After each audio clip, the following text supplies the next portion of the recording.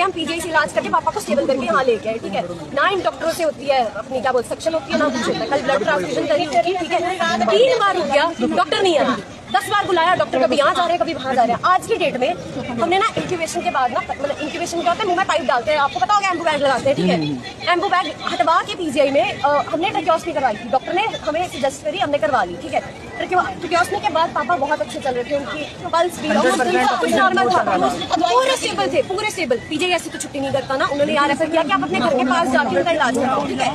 यहाँ पे आने के बाद आज क्या हो रहा है, एक ईएनटी वाली डॉक्टर आई रैंडमली आके और पापा की ट्रैकियोस्टमी ट्यूब निकाली है, ठीक है। जब ठीक है, बड़ी पाइप जब डली है वहाँ पे आप कैसे एक छोटी पाइप लाके फिट कर सकते हो? अगर आप घर पे पानी की पाइप, बड़ी पाइप की जगह छोटी पाइप तो नहीं फिट कर सकते, तो फिर सांसें है ना क्या बंदे की, ठीक है। वो निकाली है, पीजी स्टूडेंट है वो, उसने वो पाइप निकालने के बाद वहाँ पे एक छोटी पाइप डाल रही है सांसों के लिए, ठीक है। फिर हमें कहते हैं कि ये नहीं हो रहा और हम क्या करेंगे, हम इंक्यूबेट करते दोबारा। हमने बोला ठीक है, हमें हमारा पेशेंट बचाना, आप इंक्यूबेट करो।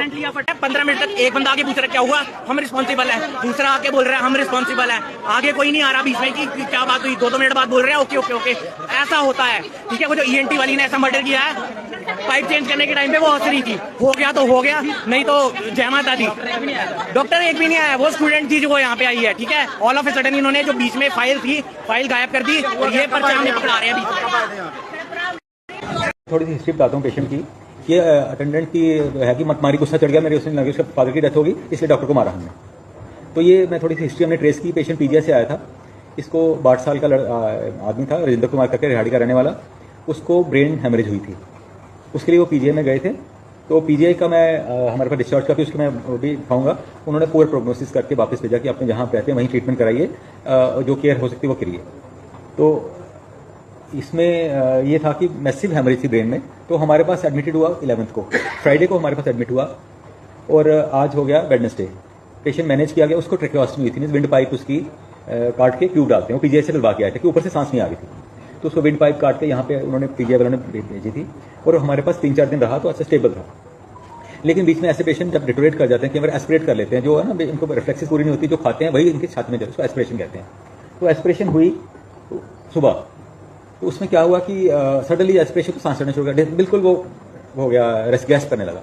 फिर हमारे डॉक्टर ने, एनेस्थीसिया के कंसल्टेंट ने देखा, उन्होंने कहा कि इसकी जो ट्रैकियोस्टमी है वहीं से इसको वेंटिलेशन की जाए। वो कल से शुरू, उसके भी वेंटिलेटर डाला था यहाँ से, वो कल 1 दिन पहले का डाला गया था। आज पेशेंट भी डिटोरेट हुआ सुबह। फिर हमारे एनेस्थीसिया के डॉक्टर ने, ईएनटी के डॉक्टर भी आए, उन्होंने फिर ट्यूब की कहा कि कहीं ट्यूब ब्लॉक ना हो। उन्होंने अपना प्रोसीजर कर रहे थे तो पेशेंट बीच में कोलैप्स कर गया, तो उसकी सैचुरेशन फॉल कर गई और ultimately pass away during the procedure. अब वो कह रहे हैं कि डॉक्टर ने गलती की, फलां ने किया, फलां ने किया। लेकिन मैं बैकग्राउंड में बताना चाहता हूँ कि ये पेशेंट जो पीजीआई से आया था, आप देखिए पीजीआई की डिस्चार्ज समरी है, आप डायग्नोसिस में देखिए, आपको जब पकड़े पुअर ग्रेड एसएएच होता है, subarachnoid haemorrhage, that means patient had a poor prognosis, उसका स्टेज बढ़ी हुई थी। तो पीजीआई वालों ने कहा कि इसका ठीक होने के चांसेस कम ही होंगे, तो आप इनको अपने लोकल जगह पे ले जाइए। एक लफ्ज़ यहाँ पढ़िए, पुअर प्रोग्नोसिस एक्सप्लेन, ये पीजीआई की डिस्चार्ज समरी है, आप पढ़िए।